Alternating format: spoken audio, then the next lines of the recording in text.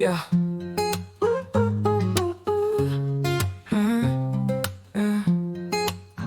방 쪽으로 온 후로 일이 많아 오랫동안 독서를 못했습니다. 어제 편지를 배달하는 사람이 돌아오는 길에 병서부와 잡지들을 보내주신 것을 받아보았습니다.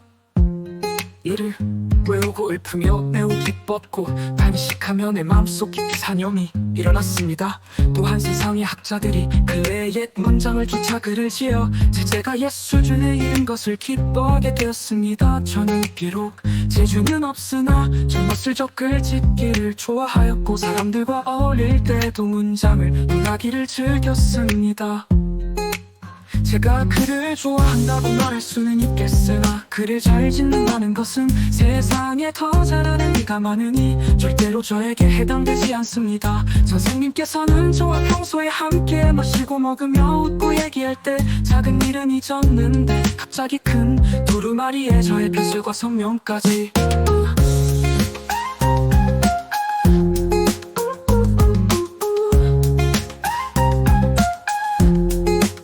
자세히 적으셔서 마치 미천한 사람이 중요한 사람을 대하듯 하셨습니다.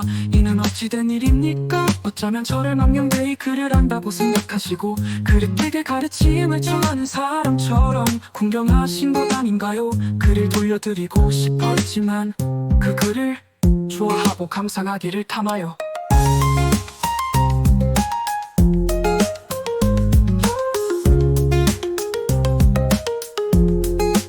손에서 놓을 수 없는 이 형편입니다. 비록 걱정스러워도 스스로 편히 여길 수 없으나 이미 간곡한 부탁을 받았으니 선생님께 알고 있는 것을 감히 숨길 수 없게 되었습니다. 선생님의 글은 기이하고 할 수 있습니다. 힘써 기이하고 편화무쌍하게 하려 하여요. 사람들이 그 글을 읽으면 마치 수천 년 전의 과도문이나 새 발자국을 본뜬 글씨체로 기록한 음악의 가사와 총과정에 새겨진 글을 읽는 것처럼 느끼게 하려신 것 같습니다.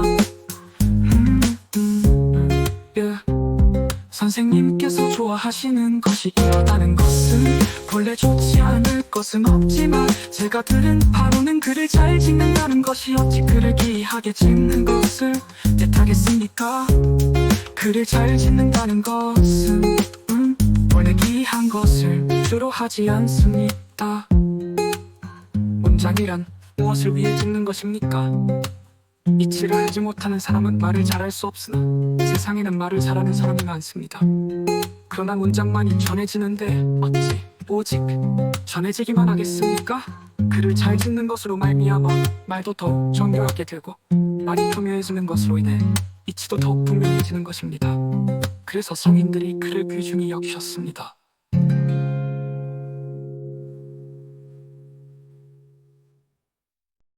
육경으로부터 아래로는 제자 백가들의 저술과 시구의 작품, 변사들의 논술이 모두 이치를 실어 표현하는 도구로 삼으려 했던 것입니다. 그런 까닭에 이치에 뛰어난 사람은 글을 교묘하게 쓰려 하지 않아도 교묘해지고 이치에 어두운 사람은 글을 꾸미는 일에 능하다 하더라도 빈틈이 생기는 것입니다. 이는 마치 두 사람이 고소장을 써서 소송을 할 때 정직한 사람은 붓을 잡고 번거롭게 생각하며 쓰려 하지 않았으나 그 글을 읽어보면 대쪽이 달아지듯 거침이 없고 옆으로 비껴보고 내풀이에 보아도 자연스럽게 절목에 딱 들어맞는 것과 같습니다. 비뚤어진 사람은 비록 자궁에게서 말재주를 빌리고 양운에게 글솜씨 배웠다 하더라도 마치 여러 가지 양념을 늘어놓기만 했지 조화를 이루지 못하여 입에 넣고 먹어보면 하나도 입에 맞는 것이 없는 것과 같습니다. 어찌 그것을 사람들이 즐길 수 있게 하겠습니까?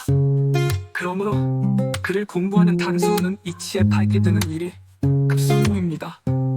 글을 지을 줄 모르는 사람이라면 다시 말할 것도 없고 만약 글을 알면서도 이치에 힘쓰지 않고 글이 잘 지어지기를 추구하는 것은 세상에 아직 없던 일입니다.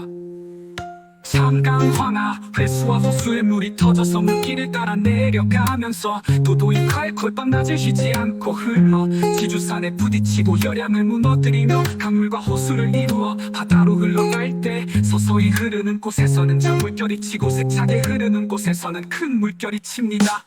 겨울이 바람이 불면 교통하고 오래 갇히면 사고난 듯이 움직이며 교용과 물고기 큰 자라들이 옥솟을 지며 나왔다가 들어갑니다.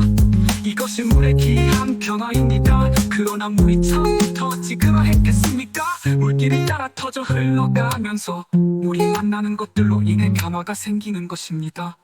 도랑물은 동쪽으로 터지면서 쪽은 말라버리고 아래쪽이 위쪽은 비게 되며 밤낮으로 그 물을 격동시켜 기이한 모습을 드러내고자 하더라도 거기에 물려드는 것은 개구리나 거머리 따입니다. 강수, 황하, 회수 바다의 물은 이치의 통달한 글과 같아서 기함을 추구하지 않아도 기함에 이릅니다. 도랑물을 격동시켜 물이 기하기를 추구하는 것은 이치에 대하는 것이 없으면서도 말과 글짓만으로 기한 글을 지으려는 것과 같은 일입니다. 역경의 글 중에서는 역경보다 더 기한 것이 없고 춘추보다 더 간결한 것이 없습니다. 어찌 기함과 간결함에 힘써서 그런 것이겠습니까? 형세가 자연이 그렇게 만든 것입니다. 역경에르기란 사람은 말이 적다 하였지만 그들이 어찌 번거로움을 싫어하고 적은 것을 좋아하여 그렇게 된 것이겠습니까? 비록 번거롭게 말을 하려 하여도 되지 않는 것입니다. 당나라 때로부터 지금에 이르기까지 문인들 중에는 기함을 좋아하는 사람이 많습니다. 필요한 경우에는 간혹 한 구절을 빼먹거나 글귀를 중단하여 문맥이 이어지지 않도록 만들기도 하고 또는 옛사람들의 해석으로 보고 듣기 어려운 것들을 취하여 겉을 꾸미고 서로 이어놓기도 합니다. 혹시 그 글자 뜻은 맞는다 하더라도 그 구절의 뜻은 이루지 못하며 혹은 그 구절의 뜻은 맞더라도 그 문장의 뜻은 이루지 못합니다. 되풀이하여 의미해 보아도 끝내 남는 것이 아무것도 없으니 이것이 가장 글 중에서도 필요한 것입니다. 선생님의 글은 비록 그렇지 않다 하더라도 그 뜻이 애매하여 마치 기함을 위주로 한 것 같습니다. 그래서 미리 선생님께 그 점을 말씀드리는 것이 바라건대 제 말이 질박하고 속되다 하여 살피지 않을 일이 없도록 하십시오.